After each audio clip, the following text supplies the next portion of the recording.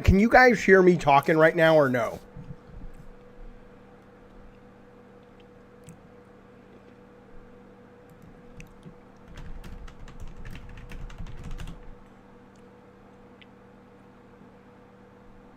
Okay, you can. Okay, good. And you can see my text on the screen, right? I ask because this thing's all cockadoodie fuck. Okay, so can you see my text on the screen? In chat, yes. And you can hear me. Great. All right, here we go. Fuck you, optimism.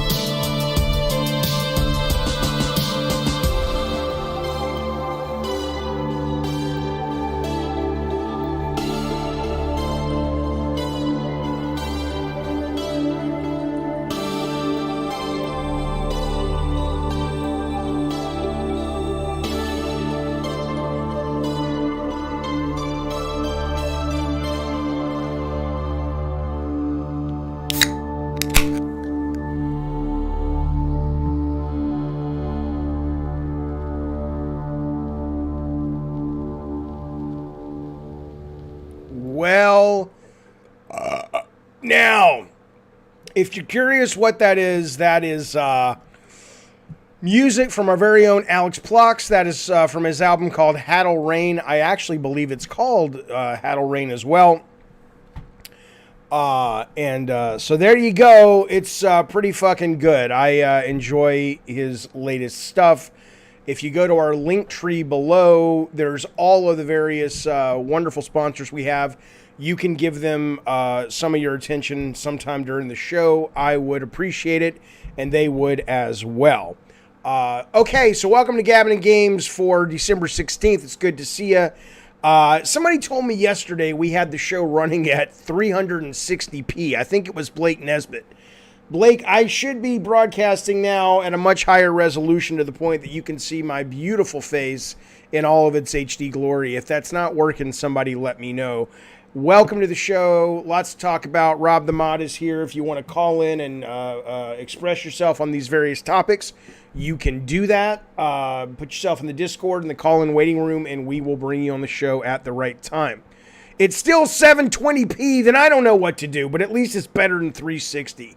God damn it. Okay, well, we're moving on. I'll fix it later. All right.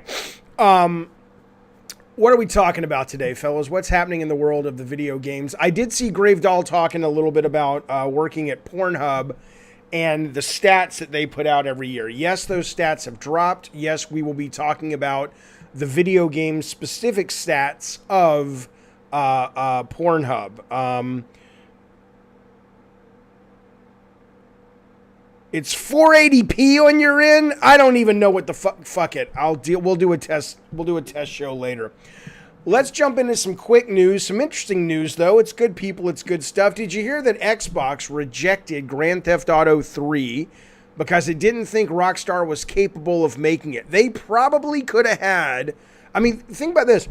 That would have turned the tides, don't you think? The original Xbox could have had Grand Theft Auto 3 as an exclusive. And the executives, they didn't see it. It's a fascinating story. You can get this in the new documentary that Xbox has just put out about their whole kind of history, the last 20 years of Xbox. But think about that. I mean, I remember when I was at Sony and they pulled me in to the office, I think it was the late, great Kelly Flock. He says, Jaffe, I got this game I want you to look at. It's called Driver. It's from some folks at Psygnosis, and I think you should take a look at it. Let us know if you want to publish it. And I said, okay. So I took it home for the weekend, and I played it a little bit. I played for maybe about, not long, maybe about an hour and a half. And I was just like, it's cool, but I don't think it's worth picking up because, frankly, you want to be the cops. Not because, like, morally or anything, but because all of the action is happening in the rearview mirror. And I'm like, why would anybody want a game where they're being chased and they can't see who's actually chasing them? And for whatever reason, we did not pick it up. And, you know, the rest is history. Now, that was not as big of a guffaw as these Xbox folks telling Grand Theft Auto to take a hike. Think about that, though. I wonder if Grand Theft Auto had been an exclusive to the Xbox as it could have been, would that have absolutely changed everything for the Xbox One versus the PS2? I wonder about that. Or was it the PS3? No, it's the PS2. Yeah, Cooper says, did you hear that the head of Psygnosis, or one of the heads, died today? Yeah, Ian Hetherington was one of the 3 heads of Psygnosis. He had run a couple of companies before, and then he found it with these 3 guys. One of them died last year. Ian died today or yesterday, and then there's one still remaining. Yeah, I mean, Psygnosis was always a big pain in our ass when I worked for Sony. When we were Sony ImageSoft especially, they were so arrogant and they were so full of themselves that they were just kind of hard to deal with. The first game I encountered, I think I had just been promoted out of test. It was called Micro Storm or Microchasm or some such thing. It was like going inside the body and doing all this nonsense. And it was just really nice CG with gameplay over it. It was basically an FMV game, but the background was CG, not live action. And they just always seemed like a bunch of arrogant pricks. But obviously, they brought the gaming industry so much good stuff. And just because I didn't personally get along with them, don't mean shit. Never met Ian, but rest in peace, pal. You know what? We've talked about this before. I don't want anybody ever saying, when I go, and hopefully it'll be a long time from now, I don't want anybody ever saying rest in peace for me. Say some shit like, rest in, say go have a good time or some such shit, or rest but also have fun. I just don't want the idea that I'm just going to now just be lying there resting. Doesn't sound like a lot of fucking fun for me. Didn't the LA Noir dude, you're thinking of Brendan McNamara, start on Driver? I don't know if he worked on Driver, but I know, yes, he was Kyle Homer on The Getaway. Jaffe says, Gabrielle, are you wearing pants? Yeah, I'm always wearing pants. Well, you can't see them, but I am wearing pants. So fuck you. Rest in paradise or heaven. I don't want to rest. Just because you're dead, I don't want to rest. Yeah, listen, I did the same. Rob the Mod is saying he is keeping watch right now over spoilers for Spider-Man. So obviously I ain't spoiling it. People have seen it. I had it spoiled for me, and I did that of my own accord because I just wanted to know what happened. And it was really cool because the night it opened, they were putting clips out on YouTube, so I got to actually watch some of this shit. What do you think about the first year of PS5, says Edpo. Edpo. I love it. I'll come back, Edpo. Cyclown says, Jaffe, you get the Weekend at Bernie's treatment. That'll work. Hello, Saltiest Gamer. So Edpo says, what do you think about the first year of the PlayStation 5? Okay. That's a good question. I mean, Some of my favorite games of the year were on PlayStation 5 this year. Returnal was one of them. Ratchet & Clank Rift Apart was another. It was a strong launch for them. It's a really good system. I enjoy it. I would say that, I would think, if I had to break it down, I said this yesterday, I think maybe because I've been so addicted to Halo and Halo multiplayer, I've probably played my Xbox Series X a little bit more than my PlayStation. But overall, I think, Xbox had a great end of the year, a pretty abysmal front of the year for their first party, but it was still a great system to own. PS had a lot of great software, but overall, it was a good launch. It was a good year, but I'm more curious now what's going to happen moving forward, only because I think Sony has a lineup that is just spectacular over the next couple of months, or certainly the next year. And Xbox really doesn't have a lot that they've announced. And so I'm very curious what is going to happen with that. Avoid the Void says, what's the issue with no black creators on Forspoken? Where are we? Calm down. We're doing the quick news first. Avoid the Void is like chomping at the bit. He says, are we criticizing any studio that doesn't fill every social criteria? No. But we're going to talk about it because there was an article written about it. It's an interesting conversation. Chill the fuck out, Avoid the Void. I love you, but chill the fuck out. Why did the PS Vita die? Well, nobody bought it. Eddie T says, Xbox ended the year strong. Very happy with my Series X. I am as well. Okay. I want to know if this is from IGN. There was How Long to Beat is a site. I'm sure you're familiar with it. They put out their yearly list today of the games that were the most completed in 2021. I just want to tell you these. I actually completed more games this year than usual, but I will tell you, they say that the fourth most completed game was It Takes Two, which is not, I'd say it's not surprising. I'll get to that in a minute. It Takes Two was number 4. Number 3, Ratchet & Clank Rift Apart. I finished that. Number 2, Metroid Dread. We know how that ended for me, but I know a lot of people love it, and that's great. The number 1 completed game of the year, which I also completed. Can anybody guess what it is? I'll give you 10 seconds. 1, 2, 3, 4, 5, 6, 7, 8, 9, 10. The number 1 completed game of the year, and yes, Salty, I will put the link in the chat right now, is Resident Evil Village. Eric got it. Eric Lennon got it first. That's exactly right. And I actually finished that. There's the, Returnal. No way, man. Fuck you, Daniel. Daniel's like, just say. I'll fucking say it when I want to say it, motherfucker. The whole point was to build a little suspense and tension. When you're having sex with the lady, is it like, you're just like, would you just come? Can we be done? We have reservations at IHOP. What is the deal, man? Settle the fuck down. Yeah, very few people probably finished Returnal, not because it wasn't great. They also listed, and I don't know how they figured this out, but they said the most backlogged game of the years were 2. They said the number 1 backlog game of the year, it says Resident Evil Village may have been the most completed game. It was also the second most backlogged game across the period, having narrowly edged out by Nier Replicant version 1.2 XXX. So I thought that was pretty interesting. But the reason I even bring this up, it's interesting, but let's take It Takes Two.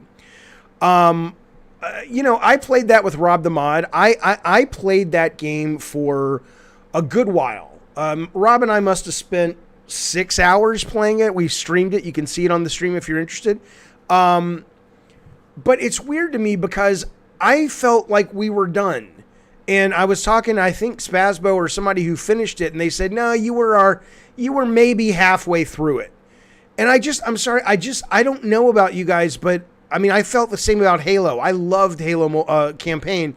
I felt it was too long. I'm just getting fucking tired of these games that, it can't just be me. I know I have the ADD, but I don't understand why this has to take so goddamn long to finish a game. It's like, okay, just pace the fucking things better. But maybe that's just me. I don't fucking know. Yeah, Rob says we played about 7 hours of it. That's enough. I got the gist. I understand what it is. You goddamn right, Daniel. I sure do. Now listen to me for a moment. You guys must have seen the wonderful trailer that dropped on the Game Awards last week, where the director of Silent Hill debuted his new game, Slitterhead, which is fucking weird as a title.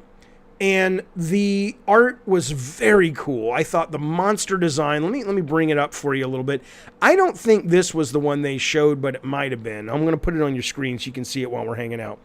But this is a new IP. In fact, Robert says, what's with all these remasters? We need new IPs. Here's one right here. This is Slitterhead. But what's interesting about this, I'll play this in the background while we're talking. Let me turn off the audio. Eric says, Jaffe, when you play a game, why do you want it to be over so soon? I want it to be over when I'm gotten my fill of it.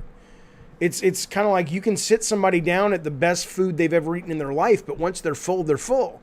So it's not that I want it to be over because I hate it. I love Halo, but it's not offering up enough new stuff. That's the nature of making games. In a movie, you're able to kind of, pace it out, or a TV series, and you know what's new, you know what's different, and what keeps the audience's interest. But in a game, you've got only so many sort of, board game pieces that you can utilize. And then you've just got to find new ways to combine them. And after a while, it just becomes, it starts to feel repetitive. Most games do.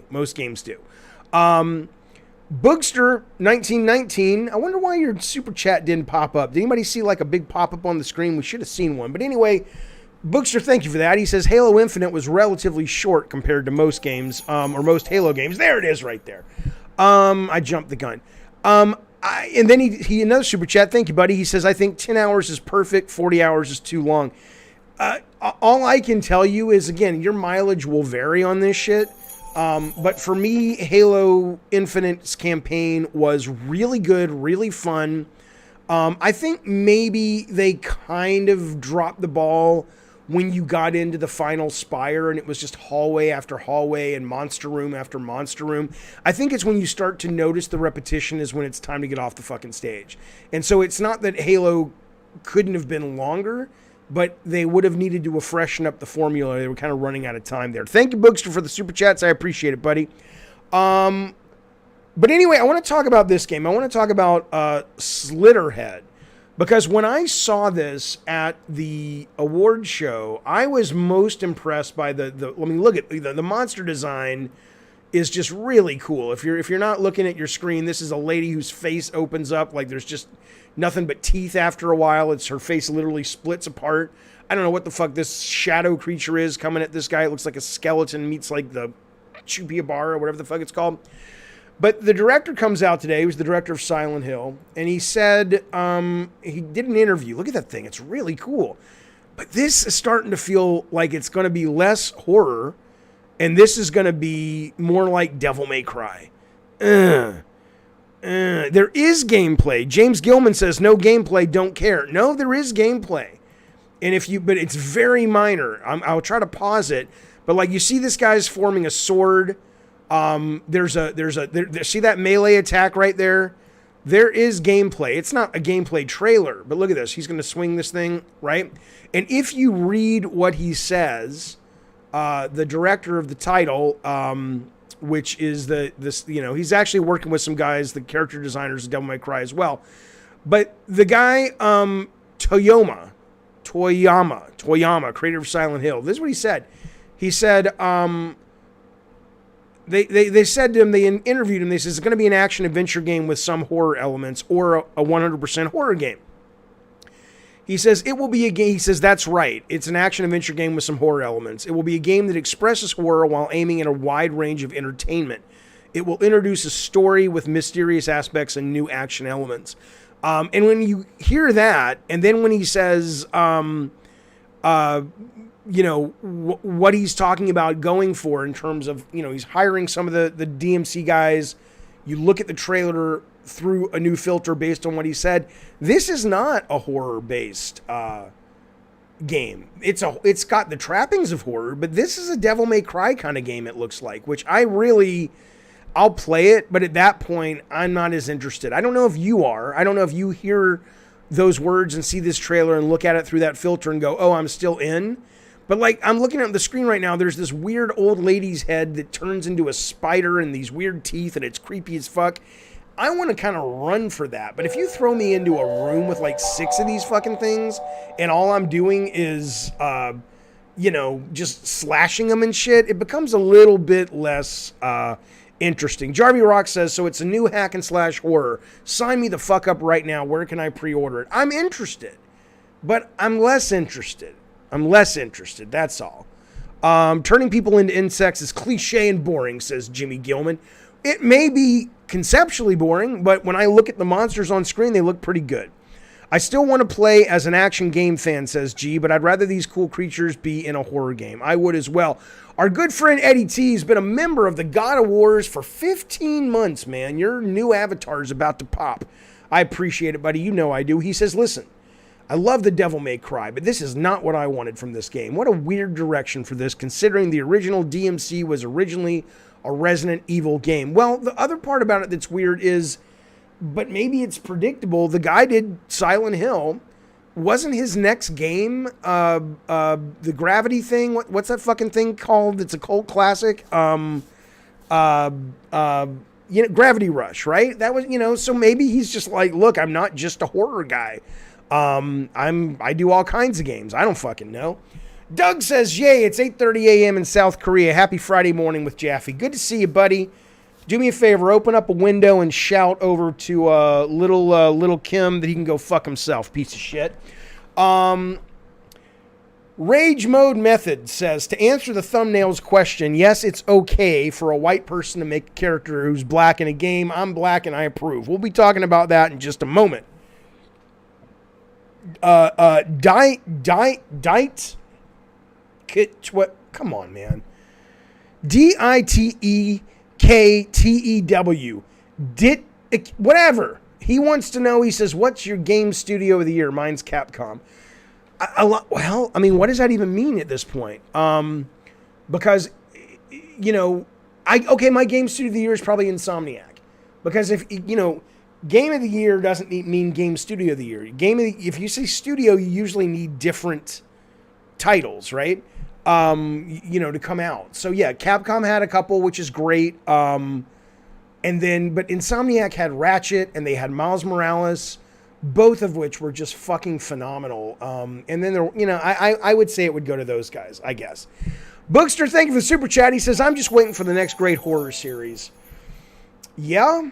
I think if you find it, you're going to find it in the indie space. I think horror needs the freedom to experiment and explore with the medium of video games. And I think most horror these days, like I've said before, I don't even think Resident Evil 2, I don't even think Resident Evil's horror. Resident Evil has the trappings of horror, but I don't think Resident Evil is actually a game that feels like, it's not scary. Right? What's scary about it? It's just, kind of childish horror. The last one, Village, had a couple of moments that were kind of disturbing, like that giant baby kind of chasing you. Rotor Cop says The Evil Within is underrated. I need to play The Evil Within 2. I have it downloaded on my Xbox, haven't gotten around to it. Let's move on, fellas. This will make some of you guys happy. I have not played this. Bubbly, baby. I have not played this yet. I'm going to tell you what it is in a second. But I know it has its fans. It kind of came out. I'll tell you a story first. I'll tell you what it is first. It's the Order 1886. Sony files a new trademark for the Order 1886. Now, why did they do that? Well, are they doing a reissue? Are they doing a sequel? Do they just want to make sure all their trademarks are squared away so no one else takes it? Who the fuck knows at this point? We don't know. But what I will tell you about this is interesting. So this game comes out. It does have its fans. Even Salmon says, yes, he may very well be one of them. People said it was really short, but it was really good. The story was good. The world was good. The IP was good. The gameplay was good, not great, and it was too short. And I remember I was at a conference. I'm not going to tell you who it was, but it was somebody in the know who had very tight connection to this game. And I says to her, I says, how is the Order doing? And she says, well, it's doing fine if you define fine by sitting in a warehouse with tons of copies, because it's not selling because it's so linear and so short that people are playing it and selling it back to GameStop and everyone's just moving on with their fucking lives. And so when she was talking to me, it did not sound like there was a future for this franchise at Sony. And that still may be the case. Just because they've renewed their trademark doesn't mean they're making a sequel. But it does say... so the article, this is Novice Gamer Guide, says the game was chastised for being a high-priced product with a short duration. The game emphasized cinematic quality, aesthetics, and provided little gameplay. I don't know if that's true. There was a lot of shooting in it. While the game graphics were spectacular, there was little interactivity. I don't know if that's accurate, but I haven't played it, but I've never heard that complaint. I've just heard it was short. The previous trademark was terminated because Sony failed to renew it, and a new trademark was just registered December 9th. So it could have been nothing more than a clerical error, and they just wanted to make sure they had it. The game's plot ended on a cliffhanger, implying there may be future games, although that never transpired following the game's failure. Jack says it's probably just going to be another remaster. I'd be okay with that since I didn't play the fucking first one. You know, I'm totally down with that. But because Order was PS4. Yeah, Order was PS4. And so, you know, there was hardware out there to support it, but it just kind of just did okay. Thank you so much for the super chat cup of coffee from Rockman0 X Dash. I appreciate it, buddy. Thank you very much for your gratitude. No, I have the gratitude. Thank you very much for your generosity. It was a G word. I knew it. Come on, man. I'm high on fucking meth. Interesting. So Kyle Homer says, I can't believe how they whiffed on the Order. I don't know what to tell you. Think about this, right? I mean, where did the whiff occur? Think about this. You have a great developer in Ready at Dawn. You have a developer that has done a lot of great work before with Sony. I don't know, because I was totally focused, I think, on Twisted Metal at the time, with Eat, Sleep, Play. I don't know how involved the Sony producers were with the Order, or if they just went to Ready at Dawn and said, you guys have earned your freedom, just don't miss your milestones, surprises. I don't fucking know. I doubt it was that hands-off, given it was from Santa Monica. But regardless, how could you not look at the design? How could you not look at the builds that were coming over the months and go, okay, this looks beautiful, but it doesn't, it's really short and it doesn't really play all that well. It needs more to it. I'm surprised those conversations did not happen. They may very well have happened and I just never heard about them. Jarvie Rock says, Ready at Dawn, the developer of The Order, has been talking about making a new third-person game shooter. They haven't been saying what it is, so it could be The Order sequel. The only thing I could think about, maybe what makes sense is they're going to say, although no, that can't be, because Ready at Dawn is owned by Facebook now. So, I mean, unless Facebook's going to sell them, or they've gone to Sony and said, we hate working for Facebook. And could you, there's a lot of hoops you got to jump through to make the story work. I don't think this happened, but maybe you could go, hey, Sony, we'd like to make a sequel. We'll be coming free of Facebook if you greenlight it. And Sony's like, well, we're thinking about remastering it anyway. We'll put it out there and let's see if it, I don't think that happened. I don't think Ready at Dawn is gonna make it. People might leave Ready at Dawn and make it, but yeah, Ready at Dawn is owned by Facebook now. Okay, I want to talk about this briefly. The GUNK comes out today. Is it called the GUNK? The GUNK. It's sitting at a 71 Metacritic. This is what a lot of people would say. That is the perfect Game Pass game. And it's, I mean, at first I kind of was going to be, my first thoughts on the story was going to be, it's the perfect Game Pass game in the sense that I was going to basically avoid it, right? Is what I would, because I was going to say, like, at first there's so much other stuff to play that on Game Pass and everywhere else that a 71, even though it's quote free, it's not, my time isn't free. And I'm like, I got to download it and then play it and learn how to play it before I judge it. Fuck it. I'm just going to play some other shit. But then I started thinking about it, looking at the reviews, and it was interesting because it has some 90s, or it has a 90, an 80, a 78. You know, it's got 6 positive reviews, 10 mixed reviews, no negative reviews. And that does kind of make sense. It's a perfect Game Pass game. Doesn't mean it's an average game is a good Game Pass game. But the idea of saying this is too up in the air. Some people really like it. Most people say it's pretty good but not great. I think sometimes you can find your favorite games in that space. So in that way, I guess this is a perfect Game Pass game, with the caveat that if you have the cloud, it's even better because you don't have to install it. It takes no fucking time. You just jump in and you know right away. It's if the GUNK's on PC Game Pass, yes, Rage, it is. It is on PC and it's on the console. I wanted to play it till just now, says Kyle Homer. Robert says it's the perfect game for my 5-year-old. I don't know if it's a kid's game, but I love the developer. I'm a little bummed that the reviews aren't higher, but fuck it. It's free and I can stream it in the cloud, so I'll give it a shot. Yeah, GUNK is on Steam and I think it's also on PlayStation, but it's again, it's free on Game Pass. So it's not early access. Oh, you're talking to somebody else. Okay.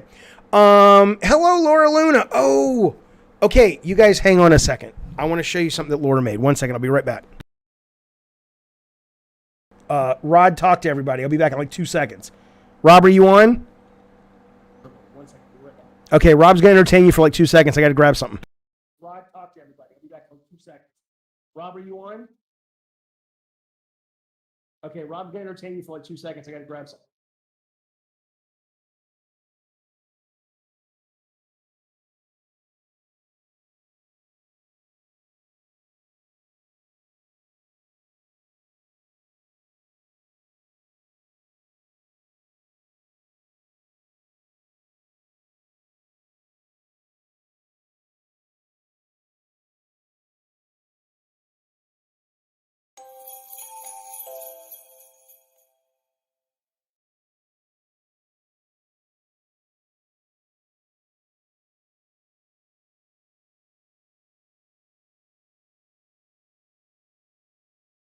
Hell.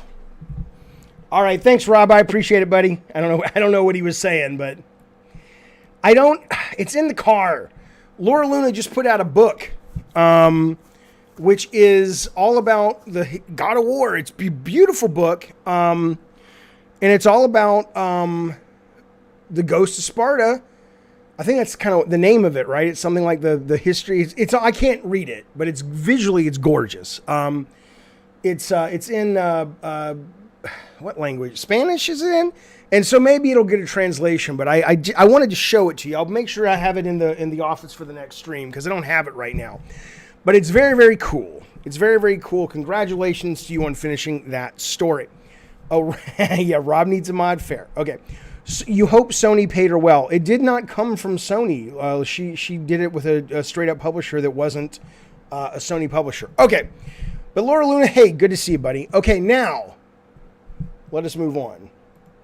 I apologize for the delay. The Tragedy of the Ghost of Sparta is what it's called. And it's very, very cool. It's a very, very cool looking book. I want to tell you about this news story that came out. Again, this is not, I bring it up just because it's interesting. Not because I play these sorts of games, but it sometimes becomes so difficult to see all of my fellow game lovers living in the bubble in which we live. Oh, I missed your last super chat. I'll get it in 1 second, buddy. Thank you.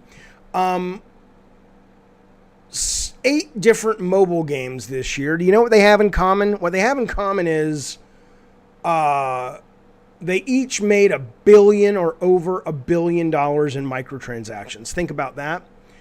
I want you to think about that. I'll tell you what they are. A lot of these I don't fucking know. But growth, 12% growth from last year. Consumer spending for mobile titles will almost be at $90 billion. So Garena Free Fire was number 8. Candy Crush Saga number 7. Pokemon Go 6, still bringing in the dough. Coin Master 5, Roblox number 4, Genshin Impact number 3, Honor of Kings was 2, PUBG Mobile number 1, both from Tencent. Both of those brought in 2.8 billion fucking Jack says it's insane how much money mobile games make. It is low barrier of entry. It is simple gameplay. It's not necessarily even good gameplay in a lot of ways, but we're in the minorities, fellas. We're in the minority. That's just kind of how it is. And it's important for me. I think it's healthy for me to remember that, because a lot of times it's easy to watch the Game Awards or to go to DICE and feel like, oh, you're in the big show, or at least I was for a while. You ain't in the big show. The big show is Tencent and Roblox and Pokemon Go. That's the fucking big show. Roder says, Cop says, low risk, high reward. Yeah, sure. I think that's probably true, comparatively speaking, in terms of low risk. Kyle says, these money churn games you listed are usually very complex. Well, come on. They're not complex at a mechanical level. They may very well be complex at how they make their money and how they motivate people to spend, but I don't think anyone's playing Candy Crush or Pokemon Go and going, I don't know what the fuck is happening. Yeah, mobile games are usually geared more the casual gamers, says Jax. Sort of, but PUBG Mobile and Genshin Impact, I don't really consider casual gamers. Jimmy Gilman says mainstream games are too cinematic and narrative driven. They need to focus on core play mechanics. Yes, but then you have the danger. I mean, mainstream console games are really kind of in a weird pickle because they have to spin their way to success now, and they can't. Most of them do. You just the people demand the graphics. Okay. Pawkinshup says seriously. Go watch people make games videos on Roblox. It's just awful how they lured kids in with the promise of making money to make a game for them. I mean, I don't know. You could argue that Sony's doing the same thing with Dreams. You could argue that YouTube's doing the same thing. I mean, that's a hello, Joe. Oh, Joe, I'm glad you hung out with us for a little bit, man. He says he's off to work. He stopped off at a restaurant to eat. Great food and a live stream is fantastic. Always good to see you, Jojo D.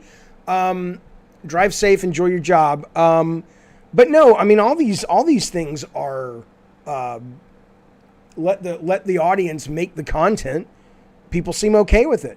Roblox has a vehicle to make money, says Kyle. Dreams doesn't. No, but Sony is making money. I mean, Dreams is not a success as far as I understand, but Sony advertises Dreams with the promise that you can have games. It's the YouTube of gaming, meaning that part of what they're selling is you'll never run out of something new to play if you buy this because the creators will make it for you over and over and over and over. So, it's a good point. Piotric says Returnal, Demon Souls remake, Destruction All-Stars, Deathloop, Cinematic my ass. I mean, you're not wrong. Sony does get a rap for only doing cinematic games. In this generation so far, they have made an effort. Deathloop's not really theirs, but they have made an effort to branch out beyond that. None of them have been massively successful like their cinematic games, so I think that's why I think many could argue even Ghost of Tsushima is not a cinematic game as much as like Last of Us or God of War or what have you, and Days Gone. But I think until they get one or two of those sort of mechanics focused games, it's a big fucking hit. I think maybe that they're gonna keep that claim to fame or infamy, depending on who you ask.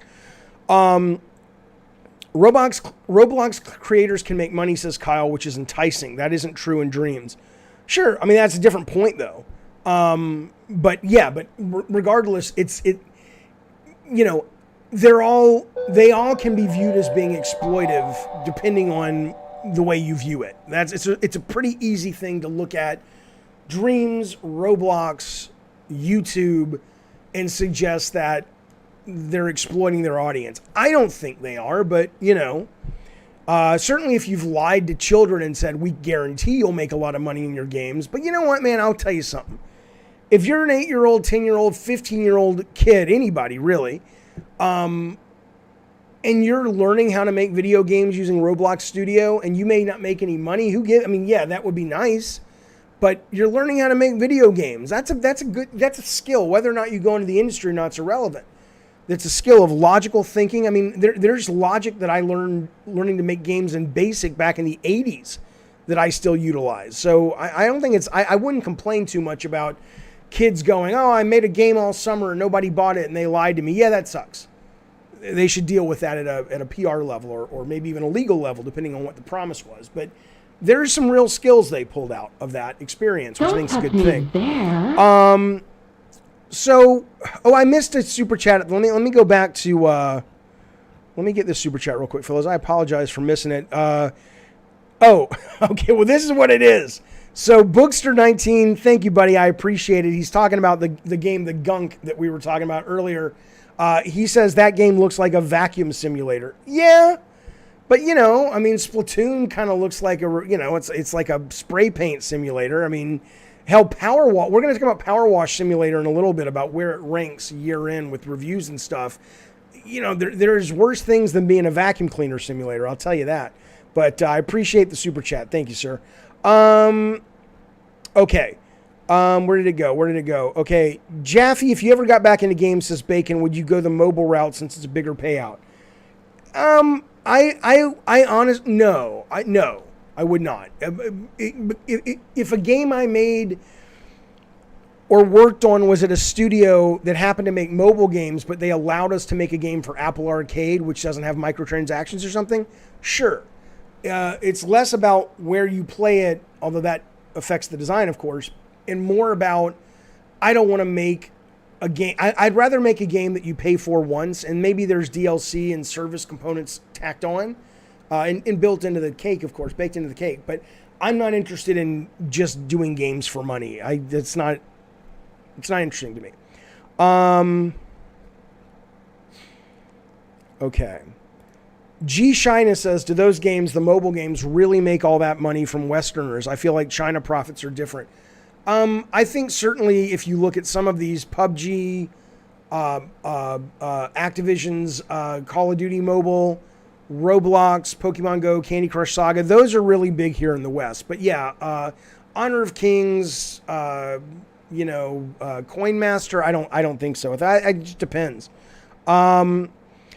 Johnny R, he says, time flies. You goddamn right it does. He's been a member of the Cult of Calypso for 15 months. Thank you, Johnny. By the way, I want to let you guys know, Cult of Calypso members and above, we will be watching Mortal Kombat Legends, the new animated show. I'll tell you how we're going to be watching that together. That's going to be Sunday at 4 p.m. California time, 7 p.m. Eastern time, okay, in America. Watch it wherever you're from. Come to the Discord on that time. I'll show you how we're going to watch that movie. Then afterwards, everybody's invited, as long as you have Amazon Prime, to watch the Krampus. I think it's the Krampus. The Krampus. I think that's what it is. Yeah. I'll let you know. I'll put all the details up. But thank you so much, Johnny, for being a member for that long. I very much appreciate it. And yes, time does fly, which is both terrifying and exciting. Bobby Pervs. Really? Pervs? Oh, come on. How'd you get through life with that? How'd you get through junior high with the name Pervs? I'm not making fun of it. I just don't understand it. Robert Perv says, what game are you consulting in Poland, Jaffe? A number of games. I can't really talk about it because they haven't been announced yet. I might be able to stream a very early behind-the-scenes build of something we're working on, but I haven't gotten the approval for that yet. So as soon as they announce it, I'll let you know which games they are. But the company's movie games, check them out. They do some really interesting stuff, including one of my favorites of last year, Lust from Beyond. Okay. Where did that go? Hang on. David Jaffe says, Dead Metal Media, you ruined the gaming industry. God of War was a heartless ripoff of Devil May Cry. I mean, it wasn't, but okay. The problem with Devil May Cry fans, and I am a Devil May Cry fan, but I don't play it on hard, is Devil May Cry fans, I still deal with DMC fans to this day that think we were going at Devil May Cry. If we were going at anything, it was Onimusha. Devil May Cry was always seen by us as a very hardcore, skill-based action game.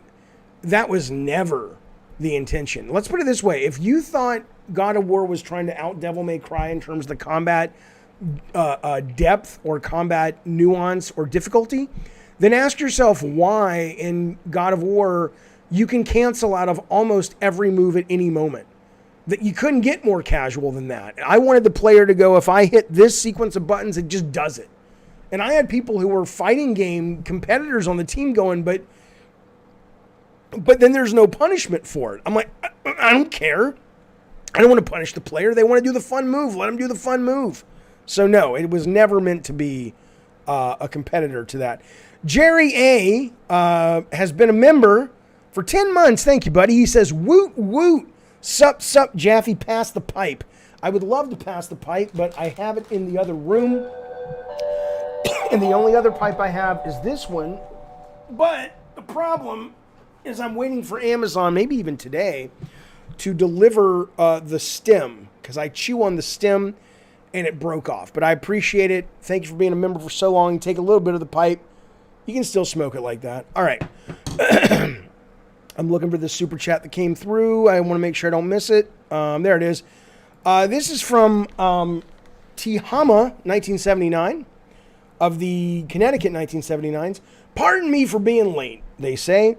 As a man of color, it's fine for white creators to make games with black heroes. Black creators could have helped avoid the sister trying to escape the hood story, though. It's tired. Oh, are you talking specifically about the story of Forspoken? Because yeah, we'll get to that. We haven't. You're not late for that discussion, but thank you for the super chat. Thank you for the support. We are almost at that story, and we can get into that in detail in just a couple of minutes. But yeah, no, I know what you're saying. But yes, that is part of the conversation we're about to have, and thank you for that, buddy. I appreciate it. Why don't you help Yu Suzuki finish Shenmue? Because I don't want to. Thank you, Edpo. Jerry A's been a member for 10 months. I already read that goddamn thing. He got high with me just now. Okay, let's move on, but I do want to say Legends. Thank you, buddy. He says Legends been a member for 12 months. He says, Jaffe, check out these games. Greek, Aeterna Noctis, Trek to Yoma I've heard about, Rumbleverse, I don't know what that is, and Spiritfarer. I've heard of Spiritfarer. I played it. I couldn't get off the boat. Don't know how to play it. I know that makes me sound like an idiot, but it's true.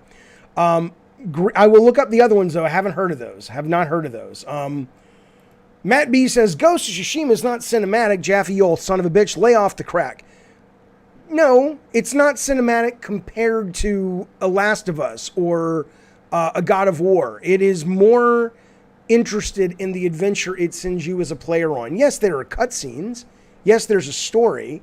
But it clearly wants to be an open world samurai game before it wants to be a movie, even though it has the trappings of Kurosawa films. Okay. That's different. Matt B says it literally has 2.39 aspect ratio moments in a Kurosawa mode. It doesn't mean it's not inspired by the movies. But God of War is inspired by the movies. It doesn't mean the one I worked on. It doesn't mean that it feels like a cinematic game. It's primarily an action game, action-adventure game. Okay, let's move on. And Doug, we'll get to your point about the NFTs and Stalker in just a minute. Eric says, but Jaffe, DMC only became Deep Fighting Game on DMC3 when Istuno, who was a Street Fighter designer, took over. Well, then that's not how it's been explained to me. I played Devil May Cry by basically spamming the same couple of buttons over and over. I know you can play Devil May Cry 1 very stylishly, but I didn't, and I had no interest in doing it and playing it that way. Okay. Anyway, let's move ourselves down the road, shall we? Okay. We'll come back to. Well, no, we'll do this story. We'll do this story, because it's kind of interesting in how it relates to Game of the Year awards and things. So, I want to tell you first the top 10 best-selling games of 2021. Okay, and this is going to lead into something else, but number 10 is. That's interesting. So, Far Cry 6. For all of the complaints about it, is the number 10 best-selling game of 2021. Miles Morales, Marvel Spider-Man, number 9. And that's over a year old. That's pretty impressive. Pokemon Diamond Pearl is number 8. Number 7 is Super Mario 3D World. Number 6 is Battlefield 2042. Number 5, Resident Evil Village. It's nice to see. Listen to this one. Listen to this one. Number 4, this is Scott Rohde told me this. He sat me down in his office. He told me this. He said, don't underestimate the show. It's a quiet giant. And he's right. Number 4 best selling game of the year, MLB The Show 21. Number 3, Madden NFL 22. Number 2, Call of Duty Vanguard. Just came out. It's already the number 2 best selling game. However, compared to previous Call of Duties, it is the first Call of Duty, I think in, I want to say 14 years, or maybe it's less than that did not automatically jump to the top. The number 1 game of the year is Call of Duty Black Ops Cold War from the previous year, but Call of Duty Vanguard is the number 2 game of 2012. Okay. Patrick's Raider, thank you so much for being a member all these 9 months. I appreciate it, buddy. Thank you very, very much. Jaffe, you pick and choose the comments. Of course I pick and choose the comments. What do you think this is? Why would I not? You want me to just read every comment that comes through? What would that be like? What? Okay. The reason this is interesting to me is if you compare these games, these top 10 games, I don't see any that were, other than Resident Evil, that were up for Game of the Year. I don't see any of these fucking things that were up for Game of the Year. If you look at the 10 best-selling games... Oh, let me show you guys what I'm looking at. Thank you so much, Drive By Joe, for that super chat. I appreciate it very, very much. It's very kind, very courteous, very generous. Thank you, sir. Okay. So this is the best-selling games of 2021. Best-selling games from the last 12 months. So it includes a little of 2020, 2021. It's mostly the same, but you do get Resident Evil Village is still the only Game of the Year contender in there, right? Which starts to get me thinking that it's like, if you look, the thing that reminded me of is if you look at the top 100 shows of 2021, most of these are just as big and mainstream. NFL, NCIS, Equalizer, NFL, FBI, 60 Minutes, Chicago Fire, Blue Bud, Chicago Med, right? They're just as mainstream as you can get. But if you look at the top 10 of all of these sites, there was no Psychonauts on the list. No Inscription. I'm going over Game Informers from top to bottom. It Takes Two was 8, also Game of the Year for the Game Awards. 7 was Forza. 6 was Life is Strange. 5 was Metroid, which isn't even on the charts anymore. 4 is Returnal. 3 is RE Village. 2 is Deathloop. Number 1 is Halo Infinite.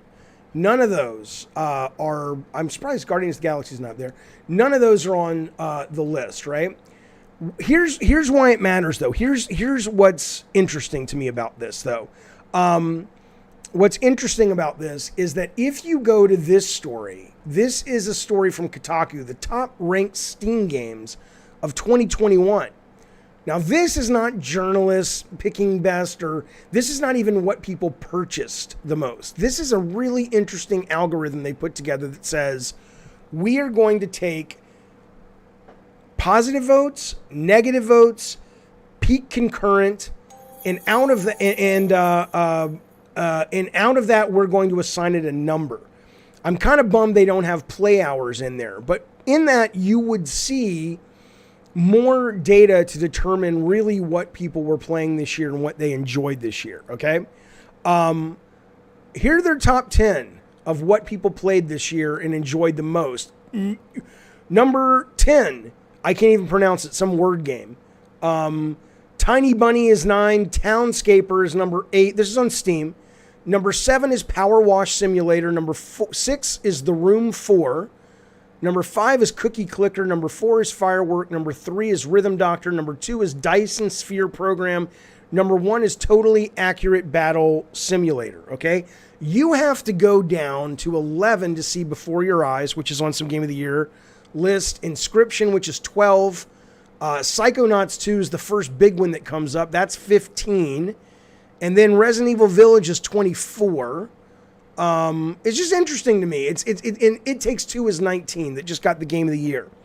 It's interesting that if you go from the 10 best-selling games of the last 12 months or of the year entirely, they are big and, everybody knows them. They're franchises. And then you get to the journalist games, and they're still big, and a lot of gamers know them, but they're not, they're not in the top 10 sellers. But then you actually get to what people are, at least on Steam, playing and loving. And you've never heard of most of these fucking things. You've never fucking heard of most of these things. G Shyness says, I've never heard of any of these games. It's strange. I think what it is everything from this to the mobile story we just talked about a second ago. It's just so strange. Every couple of weeks, I'm reminded with news like this, what a bubble us hardcore gamers live in, where we think we are the tip of the sword. We are the tip of the spear when it comes to what the industry is moving towards and thinking about. And we're going to talk about NFTs in just a little bit. And most of us are probably going to hate them, the NFTs. But you know what? Who the fuck knows at this point? If you look at this top 10 list, most of you guys don't even know these fucking games. I mean, I know some of them. I know Tabs, and I know Cookie, and I know Power Wash and Townscaper, but that's it. We are a vocal minority, says Gravedoll, thinking we are the regular majority. Yes, it's very dangerous. Very dangerous. Loving like a crackhead likes crack if Cookie Clicker is up there. It is up there. Game of the Year does include PC Bacon. It does. You just don't see them all that much. The top game is an April Fool's joke. Totally Accurate Battle Simulator, it was released on April Fool's, but the reviews and the peak concurrence and the time playing, although they don't have time playing, suggest otherwise. Actually, I haven't played Tabs, but I hear it's quite good, though. Okay. Let us talk about the main topic of the day. This is an article that came out. Let me take a sip of the drug. Oh my God. Okay. This is I agree, Diego. Good to see Inscription that high. This is written by Kotaku. You wouldn't be surprised. Sorry,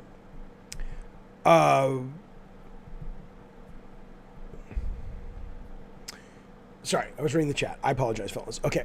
During a preview, Forspoken devs described their black protagonist in a cringe-inducing way. Somebody earlier was asking me in the chat going, Jaffe, why are you always talking about race or religion or this? Because it's interesting to me is why. Because we live in a very divided environment right now in America. It's always been that way, but it's certainly more on the surface and on the nose now. And it's important. People's lives are getting uprooted and changed and ruined. And, it's people's lives are being ended over it. It's an important thing. And it affects the art that gets made. That's why. I'm sorry if you, whoever that was, I forget what your name is, have been raised in your own bubble where you can't bring up anything like this because it offends you or it bothers you or it makes you uncomfortable. Tough. Okay? Or go watch something else because we are going to talk about this. But I'm just more curious about this at this point. This is an article in Kotaku. Basically, the writer, Isaiah Colbert, who I want to say is a black dude, I think that's true, went to or watched a preview for Forspoken, the Square game that's coming out soon. It's looked pretty good in every preview, but they just put a preview out the other day. I haven't watched it yet, and I heard that the preview itself of real gameplay and not just sort of edited within an inch of its life is just kind of like, just okay. We'll see. But anyway, it's got a female protagonist who's a black lady. And this writer specifically says, he's like, look, I wanted to go do this story because I wanted to see how the team was going to handle portraying a black protagonist. And then they wanted to see the gameplay and all that as well. Okay, fine. That's the setup, right? And here's what he said when he got there. He said, during my preview, I was able to watch early build footage. I couldn't play it. It talked about its magic system, parkour, blah, blah, blah. It also gave him an opportunity to hear about Frey, who's the main character's development from the game's lead writer. So here's what they say. This is sort of what bothered him, right? Okay. While Forspoken, this is him writing, didn't appear to be reinventing the wheel when it came to its magic open world, the leading actress, Ella Balinska, still stood out to me. Square Enix said its decision was obvious given its desire to have a strong female lead as its protagonist. We wanted our heroes and other characters in Forspoken to be reflective of our diverse audiences and relatable to our player, they said. We decided to model Frey after casting actress Ellie Balinska, as we felt she embodied our envision of Frey perfectly. While meeting the lead writers behind the game was meant to curb any fears I had with how its protagonist was going to be handled, it ended up sparking more unease than I initially heard about the game. And here's where he gets into the sort of the meat of it. He talks about, it started with Gary Whitta from Telltale, then it got handed off to Amy Hennig, who we all know from Uncharted and Naughty Dog, and now she's doing a Marvel game. And then it went to the main writers who were working to finalize the story. So there's all these. So he says, while all the high-profile people were well and good, especially for their previous association in crafting other AAA games, the last I checked, none of them were black.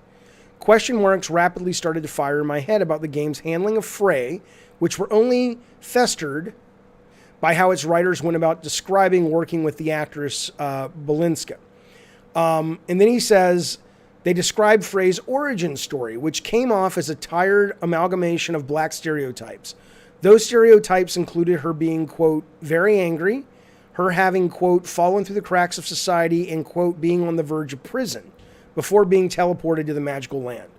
The cherry on top of my newfound dread was motion capture and voiceover director Tom Keegan describing Balinska's mannerisms during her motion capture performance as having a very hip-hoppy kind of walk.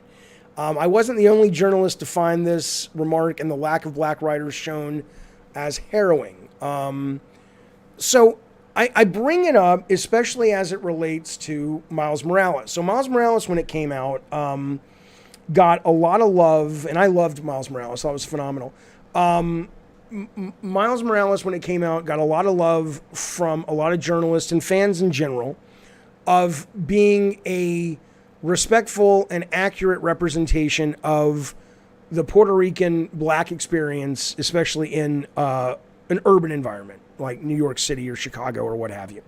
And this, it was written, or they brought a writer in on the game who is a black dude. He's written the Black Panther comic, a guy named Evan Narcissi, I think is how you say it. I'd like to get him on the show. He follows me, I follow him. There's Tony Barnes. What's up, buddy? He says, I doubt your audience gets it. I'm not sure what you mean, Tony. What do you mean?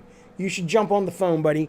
But so it's interesting though. So this writer came in and he was like very much a voice along with other people on the team to go, we want to get Miles authentic. We want it to be respectful. We want it to not just be authentic and respectful, but we want to make a game where you can immerse yourself in maybe a culture, if you're not a black Puerto Rican kid, that will teach you some things about other people's cultures and stuff. And no one complained. Everybody loved it.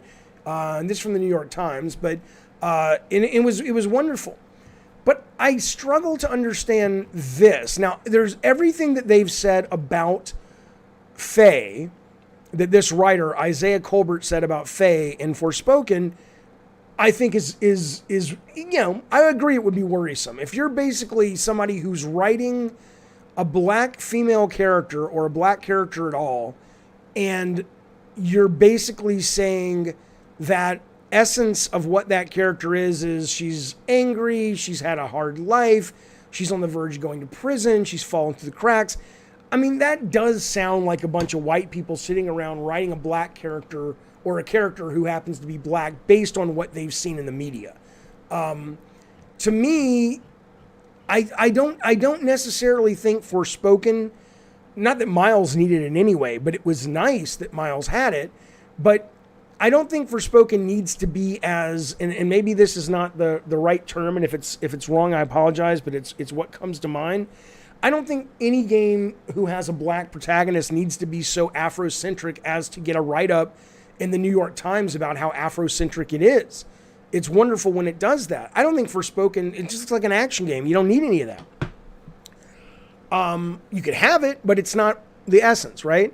I think where this becomes a problem, where I do agree with this Isaiah Colbert guy, though, is that if you're going to have a black protagonist, or any protagonist, but if you're not going to delve into the black protagonist or any protagonist's culture or history or any of that stuff, don't, just let her be a blank slate. She happens to be black. She happens to be white. Doesn't matter. She's just a character, and her race is irrelevant. I know that no one's race is ever irrelevant, but a lot of white people think race is irrelevant. That's because they're white. Is what I would say. But just have the race be something that's not even touched upon in the story other than maybe subtextually. But this, when you're basically a bunch of white people taking tropes from black cinema, and it's not being done in an obvious way where maybe one could argue it's satire like Grand Theft Auto San Andreas, I do think it's a little shitty. Bruno says her father is white. Okay. Well, wait, Ken Wall says just let black characters be normal. I think it depends on what kind of game you are, I think it depends on the kind of game you're making. I think if you say normal, that's it depends how deep you want to go with this, right? But if you say normal, what you're saying is don't talk about race at all. But I mean, again, I'm not a black person, obviously. I don't know if race is not on the table a hell of a lot more when a black person steps out the door in America than a white person. So, yeah, like somebody in the chat says, Robert Pervs says, what is normal? Right. I don't know. Even San Andreas felt more respectful than this, at least more human, says Diego. I mean, San Andreas sometimes feels to me disrespectful and very, just not good. But other times I think it's intentional to the point of being satire. So it gets a little wiggle room for me in terms of that, because I think there's a self-awareness to it. Whether it hits its mark, I don't know. But I think there is that. For this, it is a little weird. It feels, think about, okay, let me ask you this. Why does this woman need to be mixed race or black anyway at that point? If you got a bunch of white people, I'm going to be honest with you. The only reason I think, I'm not a writer, but if I was to sit down, no, your name is now Pervs.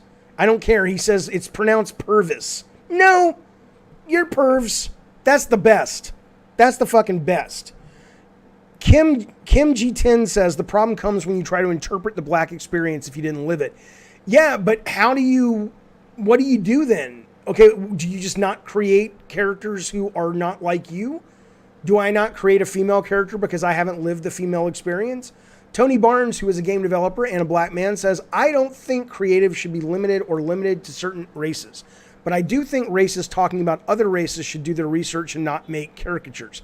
Okay, but Tony, in this case, these are clearly, according to this reporter, there are no black people who are writing on this game, and their protagonist is a black woman.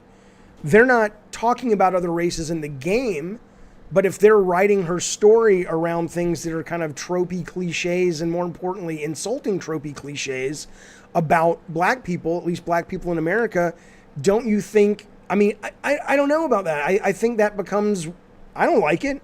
They have a right to do it, but I don't like it. Are you saying you're okay with it, or am I not understanding what you're saying right? I can't remember which director said this, says CR3D, but they were right. Right about what you know. If you're white, why the hell would your character be black? I think, look, yeah. The only reason, in my opinion, and this is maybe a very base opinion, and really good writers are much smarter than me and they would say something different, but if I'm going to make a male protagonist, I'm going to make, it depends on what they're doing in the story, but let's say it's sort of a hero piece like Forspoken. I would only make them a woman because I would go, well, I like playing women characters because I think they're pretty, And I know that that would also bring in an audience that is usually pushed out, and a lot of men don't seem to care about playing men or women. Some do, but most of them don't. And if I were to then say I'm also going to make her black, I mean, why? Unless I had something to say about the black experience through the lens of a white guy, it seems an odd choice, right? I mean, it's like Miles Morales was a black character created by a white guy, Brian Michael Bendis, and for whatever reason, it worked for him. He did a great job. And so I'm sure there are better writers than me that could do it, but I am struggling with that. Matt DeMarco says Stephen King's wife helped him write Carrie, being a woman, right? Hawkenship says it makes a better headline to have a main character of another race or gender other than white men. Well, yeah, there is absolutely truth to that. I mean, Square in this article says, oh, well, we did it because our audience is so diverse. I mean, yeah, that's true. It's getting more diverse. I saw an article yesterday that said, although it was really weird, it was published like over the weekend on GameStop or something, but it was from 2009. But I think it still holds, talking about how actually they did a study and more women are hardcore gamers than men in terms of the amount of time they play when they find a game they love. But yeah, I wouldn't assume that mixed race or black women are a really big part of Square Enix's demographic. I wouldn't assume that. I haven't seen that data. There are all kinds of words and phrases in GTA games, says Matt DeMarco, that make it clear it's written by British people and American folk don't talk that way. Well, they did bring in a black screenwriter who had written some of the black 90s cinema to work on the script. So I don't know. Kyle says an authentic black experience, don't fucking do that. Get the right people in the room. If you're dealing with characters who are not you're saying. Okay. Right. Kyle says you've got an all-white room trying to tell an authentic black experience. Don't do that. I don't think they're trying to necessarily tell an authentic black experience like Miles was.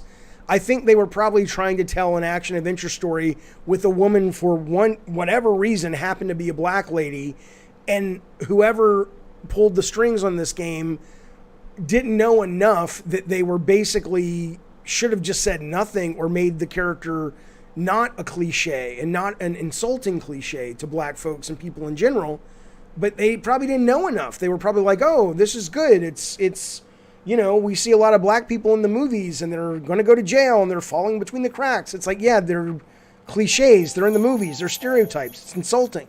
But maybe that's as far as their research went. I don't think their hearts were in the wrong place. I don't think they were racist. I just think they didn't know any better. Jaffe says, Bookster, I don't think there's anything wrong either creating characters of your own race. I think the conversation, though, Bookster's a little deeper than that. I don't think anything's wrong with it. I think it's a question of if you're going to do it, if you're going to go down that road, what is your responsibility as a writer, as a creator, as a game director, if you are not that race? That's what I'm more curious about. I don't think there should be like a law that says, you can't, you have to submit a DNA test before you change the race of your character, and you have to have at least 30% of that race in your DNA from at least 2 generations back. I don't think that. I'm not saying that. I'm saying that if for whatever reason you've decided to make a character a different race than it's your race, there has to be a reason for that. And let's assume it's a good reason. It's not bullshit marketing. Let's assume it's a noble reason or a story reason. Okay. At that point, then, I do think it's your responsibility to say, okay, this is a woman, this is a black person, this is an indigenous American, whatever.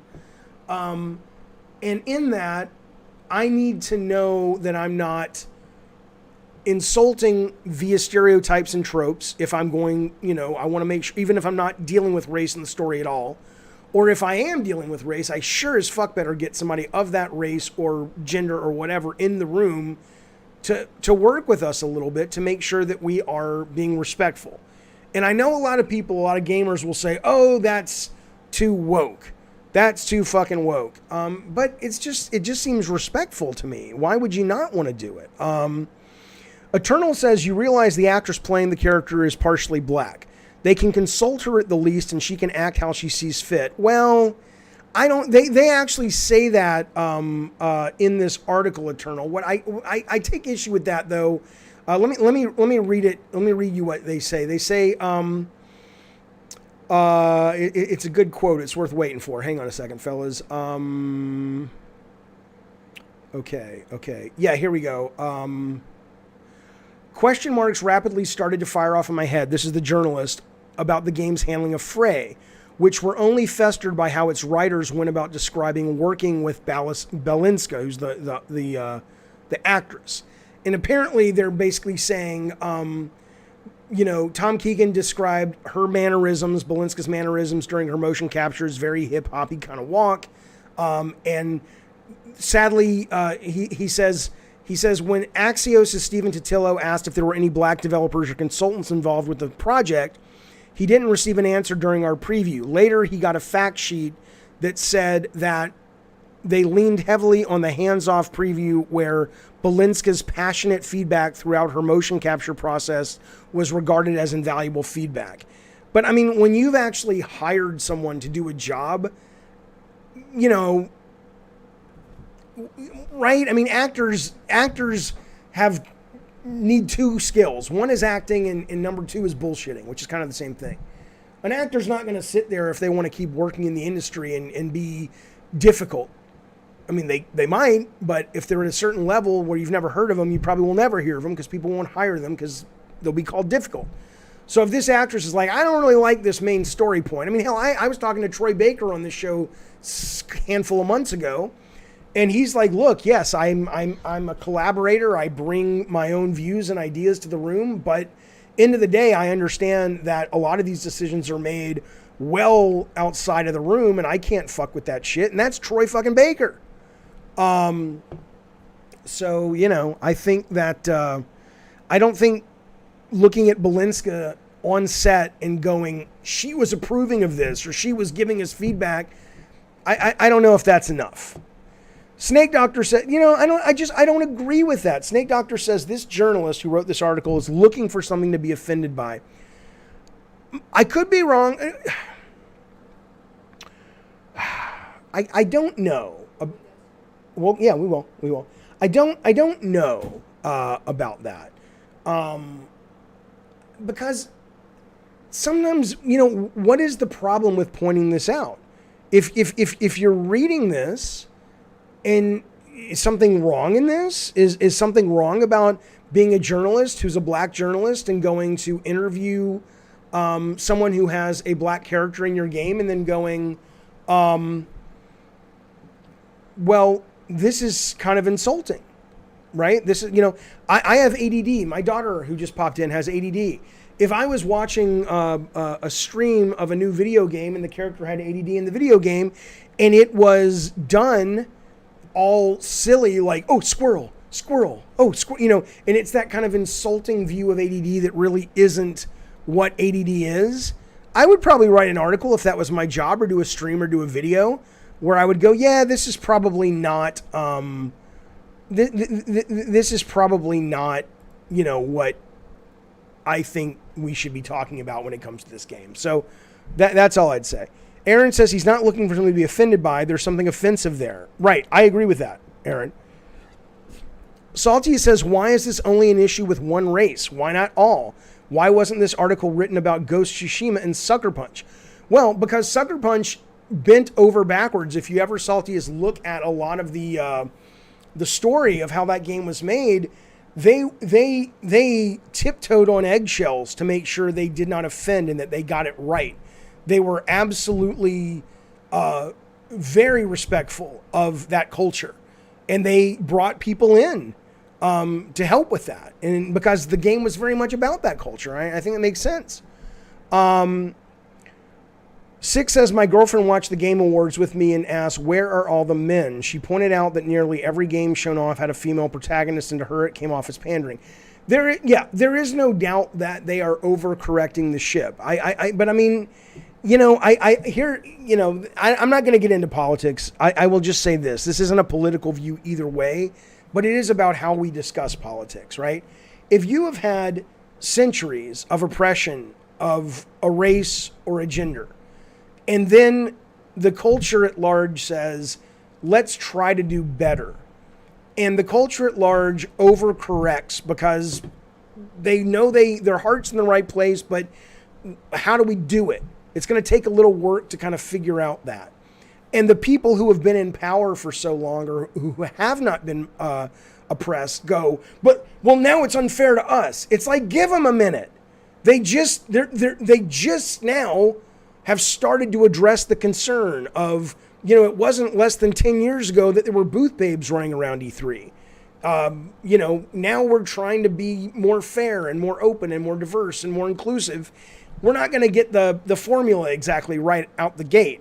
You'd think that the people who were in power for so long would have built up a little bit of strength to go, okay, yeah, they'll get there. We'll get there. But they seem so threatened. It's like, relax. It's no one's saying that it's going to become a world like run by Wonder Woman's mother and it's all Amazons. We're gonna find a balance, but it's just getting started. G says booth babes rule and deserve jobs. I didn't have a problem with booth babes if they wanted to be there. Prez says, what's wrong with booth babes? They like their jobs. Nothing is wrong with booth babes. I'm not talking about that.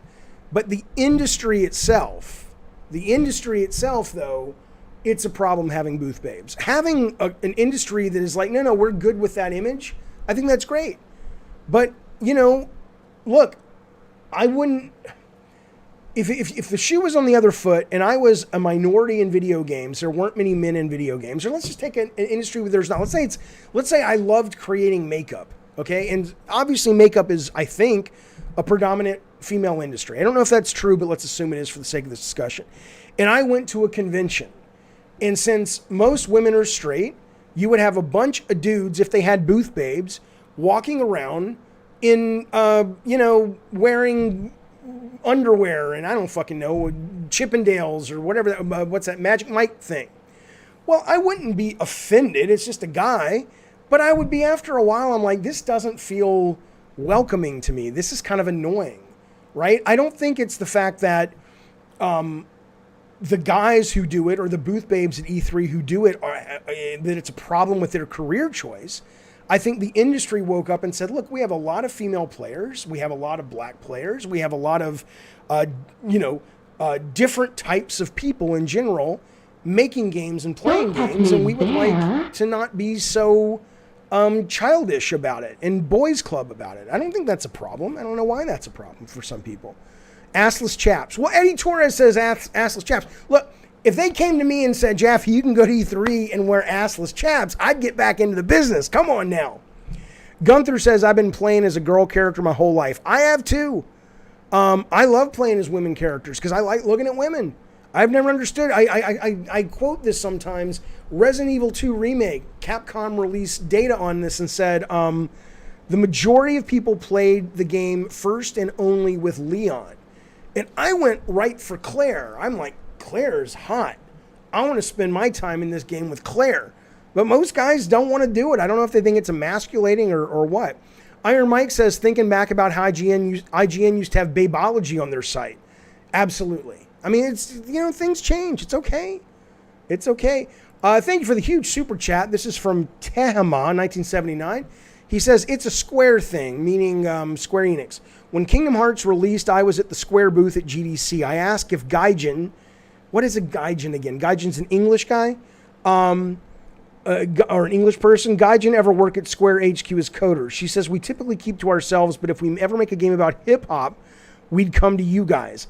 So are you saying that they thought Gaijin is an American and all Americans are about hip-hop? Or does Gaijin mean black American?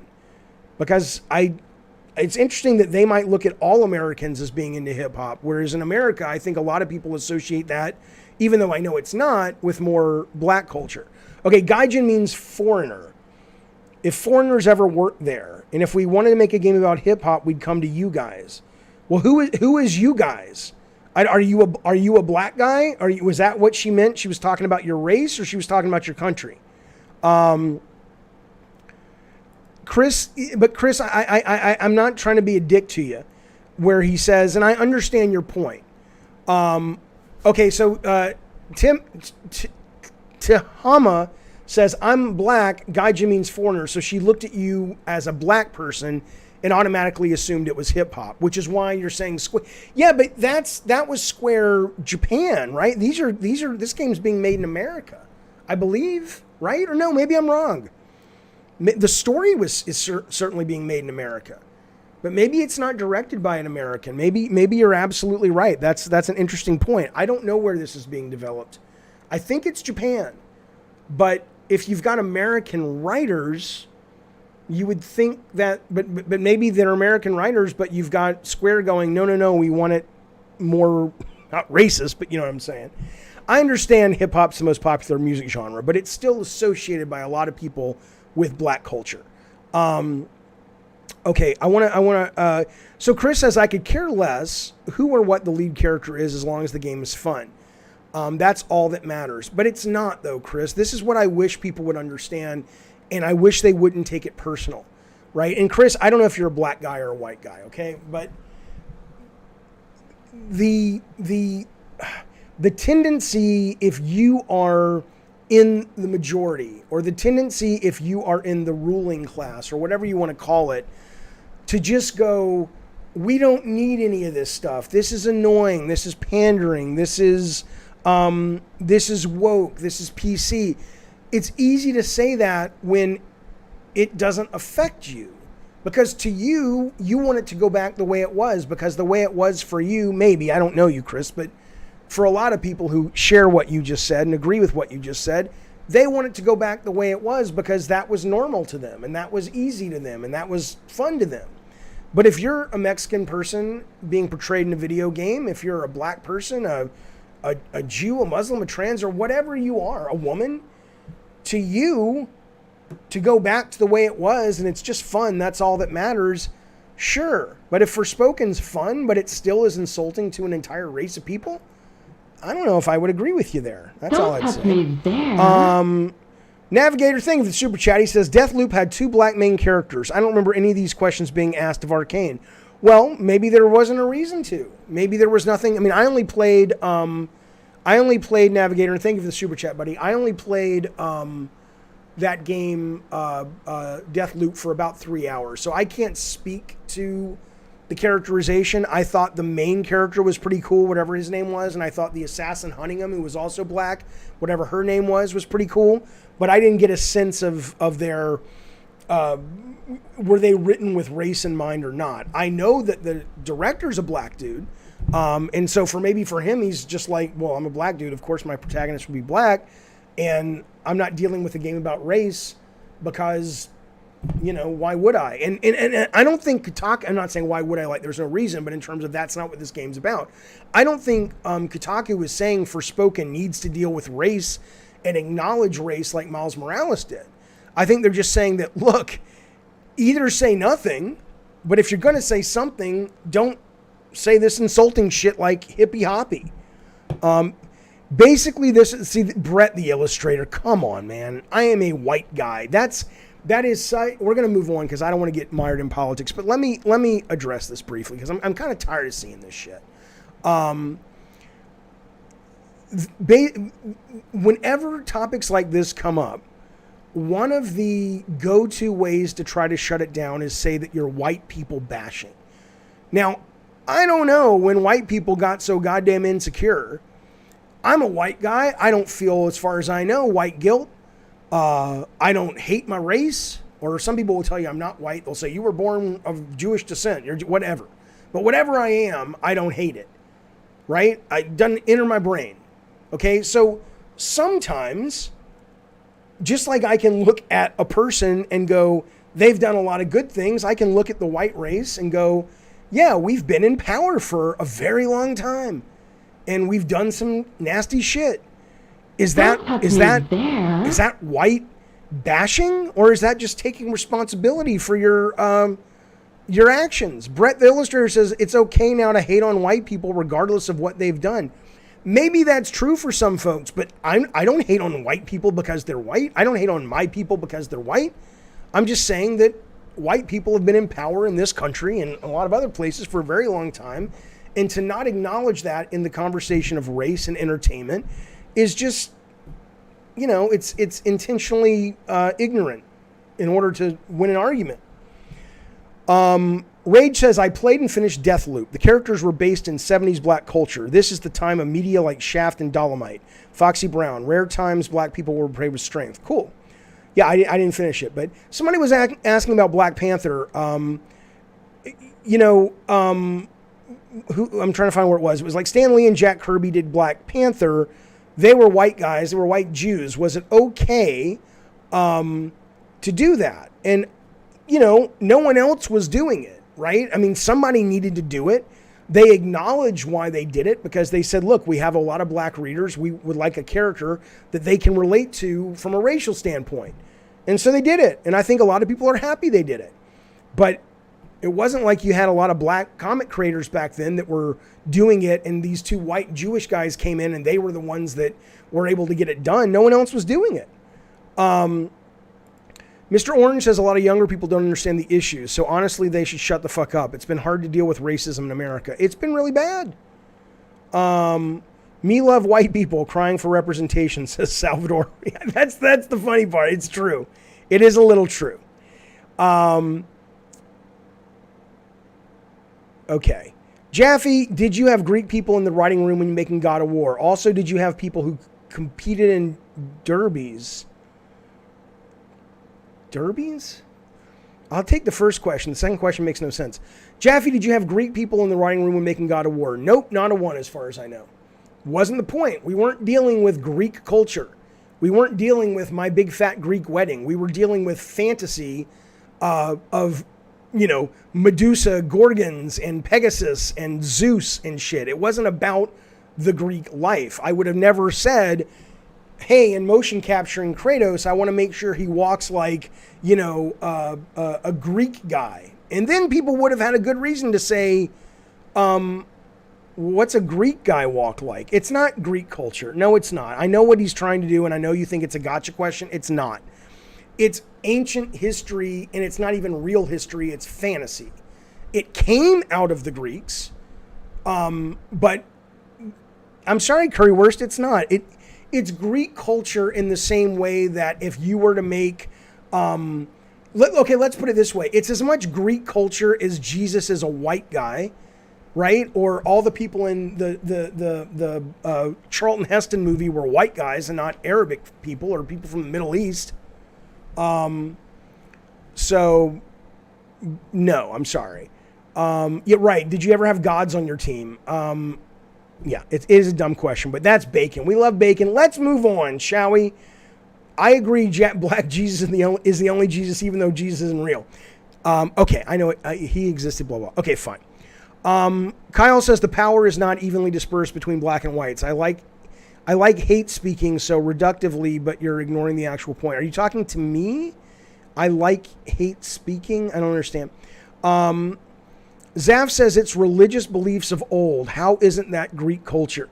Because when you're talking about representing a race accurately that is still in existence today, I'm not talking about making a historical document accurate. You're talking thousands of years ago, right? And we're talking about things that have been proven to be nothing more than fantasy.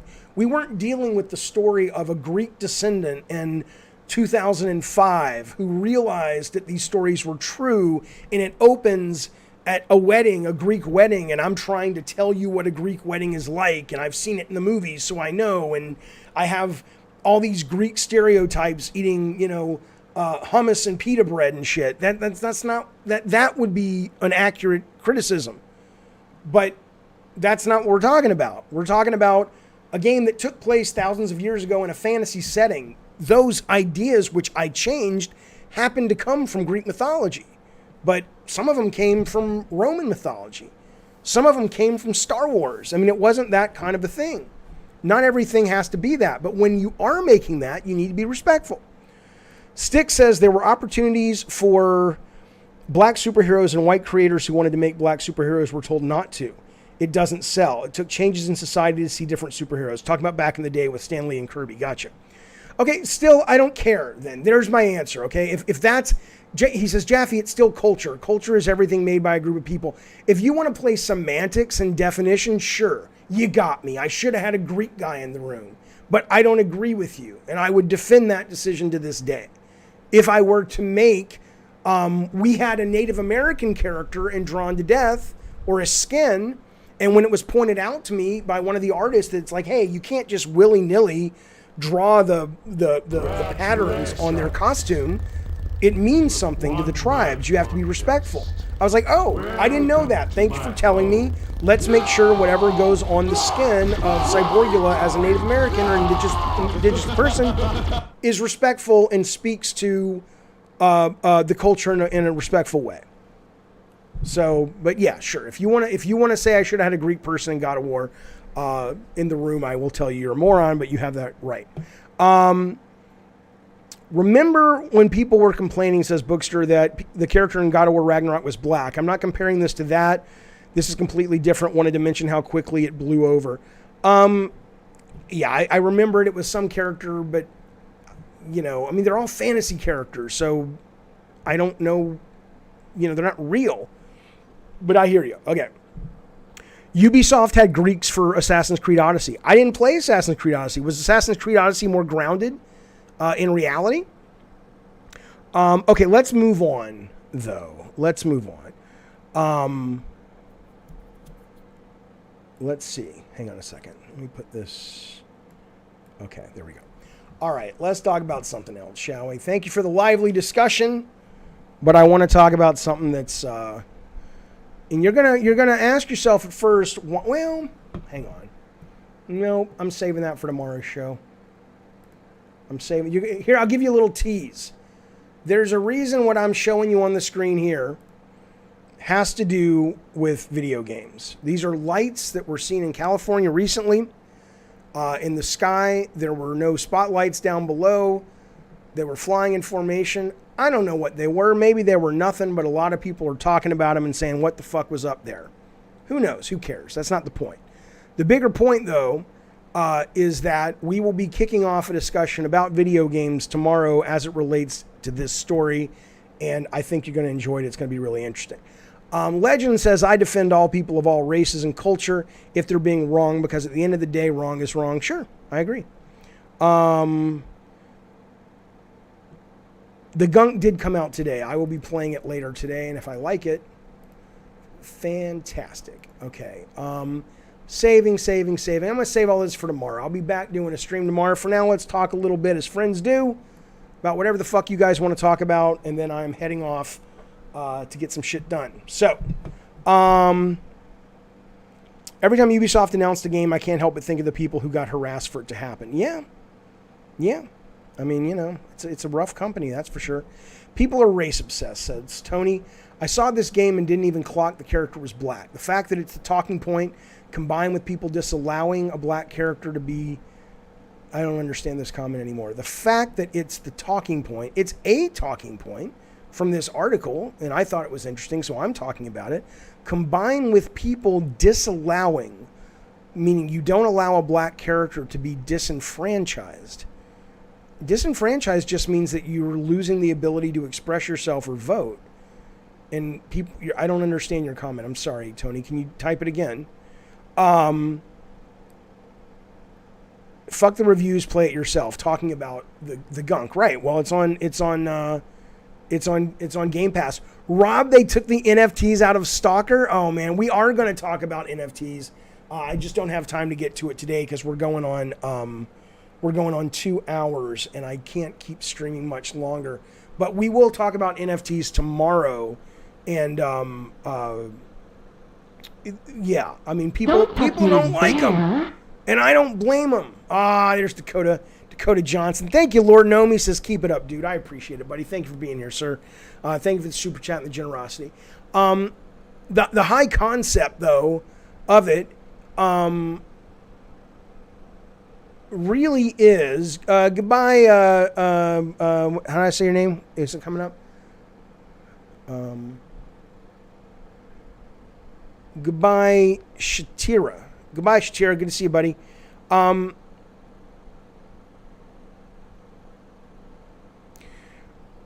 anyway, NFTs, man, it's been really interesting to watch the community response, and on the flip side, watch how much gaming companies, and I mean, I've gotten 3 calls from people, I'll talk about this in detail tomorrow, that have said, Jaffe, do you want to come work with us and get into NFT gaming? And I'm always not appreciative because I love it when somebody thinks of me in that way. I'm not like a dick or anything, but in the back of my head, I'm just going, what are you talking about? What do you mean? I mean, it's like, sell me on it. And every time my mind is open to it. I understand I'm not anywhere close to being anywhere in proximity of one of the smartest guys in the room on this topic. I get it. Metaverse was explained better to me by somebody on this stream than it's ever been explained. And even though I'm still skeptical, I go, okay, that at least makes a little sense. I understand.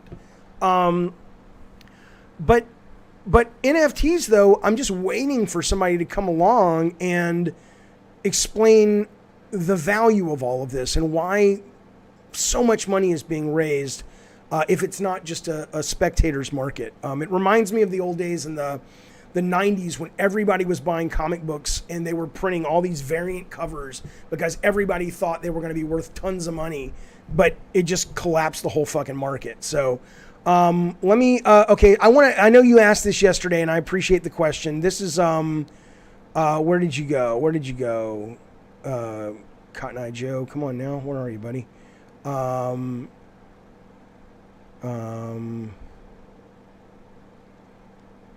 Hang on, fellas. I'm sorry. I got to find this, guys. It's somebody asking about interviews. I think, what was your name? Puppet8. What interviews are planned so far, Jaffe? I don't want to say yet because there's about 6 of them, but none of them are officially confirmed. So I got to wait until they're confirmed, but I should know any day now. And I'll start releasing that information. I'm very excited to go back to interviews, and I appreciate you asking. I'm sorry I missed that comment yesterday.